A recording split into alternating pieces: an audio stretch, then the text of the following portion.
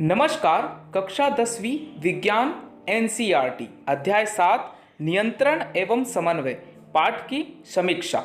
इस समय हम नियंत्रण को समझने वाले हैं। सभी सजीव अपने पर्यावरण में हो रहे परिवर्तन के अनुरूप अनुक्रिया करते हैं। पर्यावरण में हो रहे ये परिवर्तन जिसके अनुरूप सजीव अनुक्रिया करते हैं उद्दीपन कहलाता है। जैसे कि प्रकाश, ऊष्मा, ठंडा, ध्वनि, सुगंध, स्पर्श आदि। पौधे एवं जंतु अलग अलग प्रकार से उद्दीपन के प्रति अनुक्रिया करते हैं। जंतुओं में नियंत्रण एवं समन्वय। यह सभी जंतुओं में दो मुख्य तंत्रों के द्वारा किया जाता है। पहला तंत्रिका तंत्र, दूसरा अंतःस्रावी तंत्र। तंत्रिका तंत्र नियंत्रण एवं समन्वय तंत्रिका एवं पेशी ऊतक द्वारा प्रदान किया जाता है। तंत्रिका तंत्र तंत्रिका कोशिकाओं या न्यूरॉन के एक संगठित जाल का बना होता है और यह सूचनाओं को विद्युत आवेग के द्वारा शरीर के एक भाग से दूसरे भाग तक ले जाता है। ग्राही ग्राही तंत्रिका कोशिका के विशिष्टकृत सिरे होते हैं जो वातावरण से सूचनाओं का पता लगाते हैं। ये ग्राही हमारी ज्ञानेंद्रियों में स्थित होते हैं। कान सुनना और शरीर का संतुलन, आँख प्रकाशग्राही और देखना, त्वचा तापग्राही गर्म एवं ठंडे को स्पर्श करना, नाक घ्राणग्राही गंध का पता लगाना, जीभ रस संवेदीग्राही स्वाद का पता लगाना। अगला है तंत्रिका कोशिका या न्यूरॉन।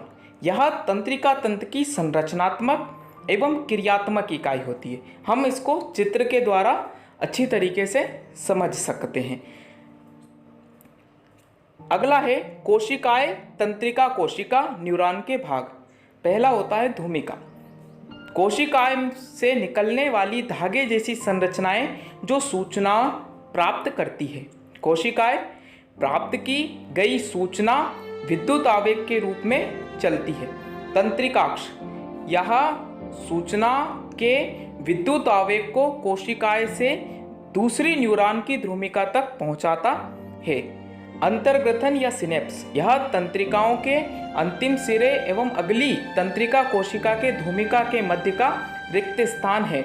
यहाँ विद्युत आवेग को रासायनिक संकेत में बदला जाता है जिसे यहाँ आगे संचारित हो सके। प्रतिवर्ती क्रिया किसी उद्दीपन के प्रति तेज व अचानक की गई अनुक्रिया प्रतिवर्ती क्रिया कहलाती है। उदाहरण के लिए किसी गर्म वस्तु को छूने पर हाथ को पीछे की ओर हटा लेना। प्रतिवर्ती चाप प्रतिवर्ती क्रिया के दौरान विद्युत आवेग जिस पथ पर चलते हैं उसे प्रतिवर्ती चाप कहते हैं। समझने का प्रयास करते हैं। उद्दीपन ऊष्मा है, ग्राही अंग त्वचा है। तो त्वचा से यह संकेत मेरुरज्जु के पास गया, मेरुरज्जु ने कार्यरत अंग पेशी को अनुक्रिया हाथ को पीछे की ओर हटा लेता है। अनुक्रिया यह 3 प्रकार की होती है। ऐच्छिक अग्र मस्तिष्क के द्वारा नियंत्रित की जाती है। उदाहरण के लिए बोलना और लिखना। अनैच्छिक मध्य एवं पश्चिम मस्तिष्क के द्वारा नियंत्रित की जाती है। उदाहरण श्वसन व दिल का धड़कना। प्रतिवर्ती क्रिया मेरुरज्जु के द्वारा नियंत्रित की जाती है। उदाहरण के लिए गर्म वस्तु को छूने पर हाथ को हटा लेना। प्रतिवर्ती क्रिया की आवश्यकता कुछ परिस्थितियों में जैसे गर्म वस्तु छूने पर, पेनी वस्तु चुभने पर आदि में हमें तुरंत क्रिया करनी होती है, वरना हमारे शरीर को क्षति पहुंच जाती है। यह अनुक्रिया मस्तिष्क के स्थान पर मेरुरज्जु से उत्पन्न होती है जो जल्दी होती है। उदाहरण के लिए मानव तंत्रिका तंत्र के 2 भाग हैं, केंद्रीय तंत्रिका तंत्र और परिधायी तंत्रिका तंत्र। केंद्रीय का तंत्र 2 भागों में बटा हुआ है, मस्तिष्क और मेरुरज्जु।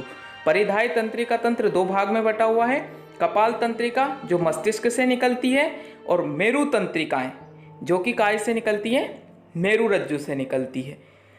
अगला है मानव मस्तिष्क। मस्तिष्क सभी क्रियाओं के समन्वय का केंद्र है। इसके 3 मुख्य भाग हैं। पहला होता है अग्र मस्तिष्क, दूसरा मध्य मस्तिष्क और तीसरा पश्चिम मस्तिष्क। यहाँ चित्र के द्वारा भी समझाया गया है। अग्र मस्तिष्क यह मस्तिष्क का सबसे अधिक जटिल एवं विशिष्ट भाग है। यह प्रमस्तिष्क है।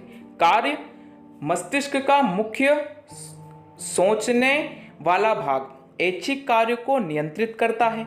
सूचनाओं को याद रखना, शरीर एवं विभिन्न हिस्सों से सूचनाओं को एकत्रित करना और उनका समायोजन करना भूख से संबंधित केंद्र है।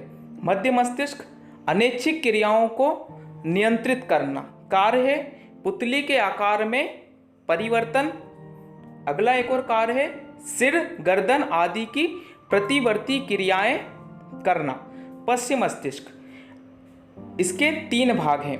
अनुमस्तिष्क शरीर की संस्थिति तथा संतुलन बनाना, ऐच्छिक क्रियाओं की परिशुद्धि, उदाहरण के लिए पेन उठाना। मेंडुला अनैच्छिक कार्यों का नियंत्रण करना, जैसे कि रक्तचाप, वमन आदि।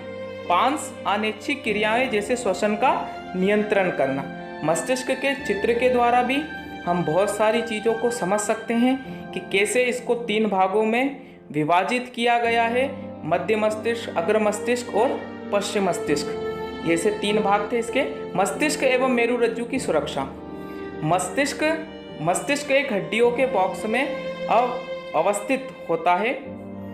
बॉक्स के अंदर तरल पूरित गुब्बारे में मस्तिष्क होता है जो प्रघात अवशोषक का कार्य करता है। मेरुरज्जु की सुरक्षा केशुरकदंड या रीढ़ की हड्डी करती है।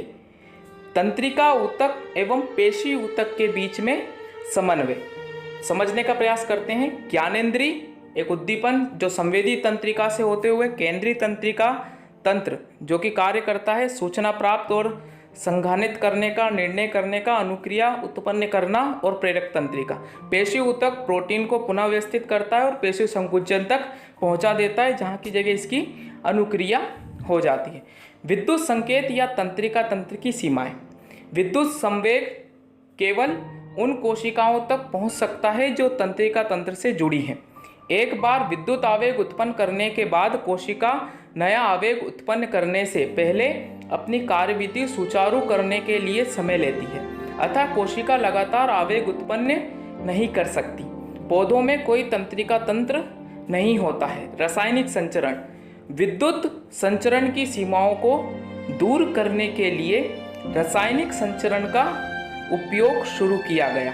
इस वीडियो में हमने अध्याय 7 में नियंत्रण वाले प्रकरण को समझा। अगले वीडियो में हम समन्वय वाले प्रकरण को समझेंगे। धन्यवाद।